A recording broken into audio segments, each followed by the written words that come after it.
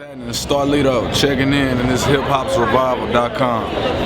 Yeah, I am Mr. Done Tripping. Right now you're checking out hiphoprevival.com. Yeah.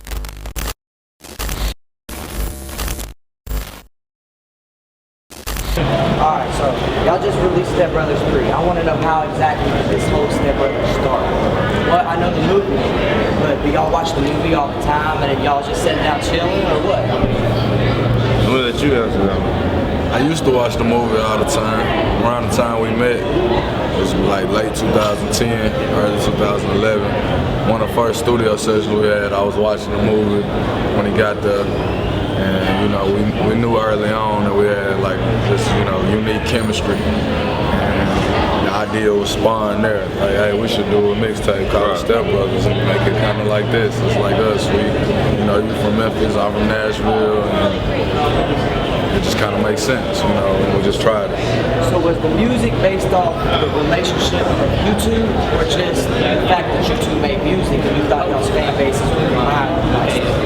I don't think we thought about it musically, period. I mean, if we both make music, but I think for the most part, we met each other and we just bonded. It just happened. That's something, you know, we didn't plan it. We didn't say, hey, you know, when we meet, we're going to just start recording. We met each other, and, you know, and from that, you know, the bond grew. And that was, what, 2000, like late 2010, maybe?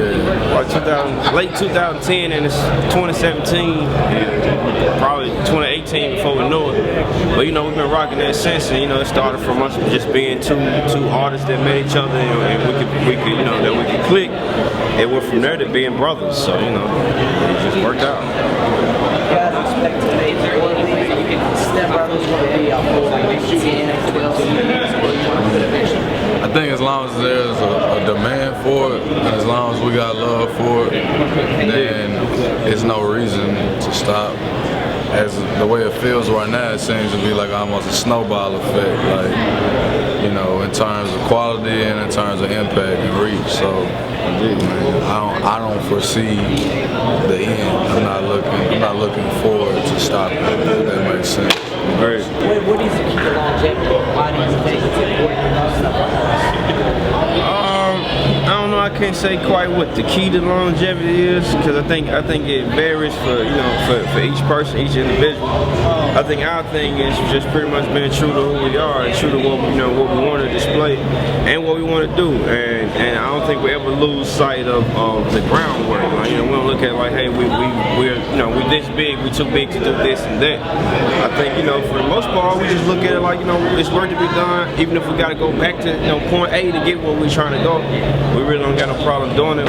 We get out and do it, and, you know, and I can say we two of the few artists that you know, that actually reach out to fans or you know, the supporters. You know, you get to see us in person, not just at South by Southwest, but you know, that's just how we move. Like you get to actually, you know, I don't know how to say, you know, we don't have bodyguards in between to facilitate, or, you know, we don't got a manager to keep you know, step away and all that.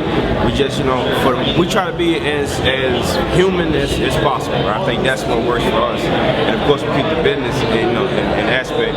You know, we can't pay the bills. You know, we can't pay the bills if we ain't businessmen at the same time. But I don't think it's a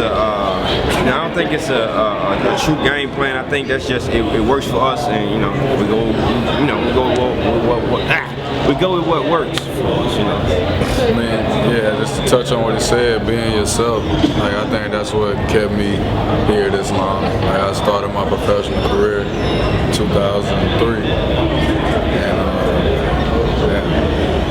but I mean, that's to say, like, being yourself, you know, working your own plan, I think that keeps you in it for the long haul, because it's discouraging if you take someone else's advice or follow someone else's lead and you fail, you know, that could discourage you from trying again. Like, versus, you know, if I'm marching to the beat of my own drum and even if it don't go favorably, you know, I know it's me. You know, it's something I gotta change, you know.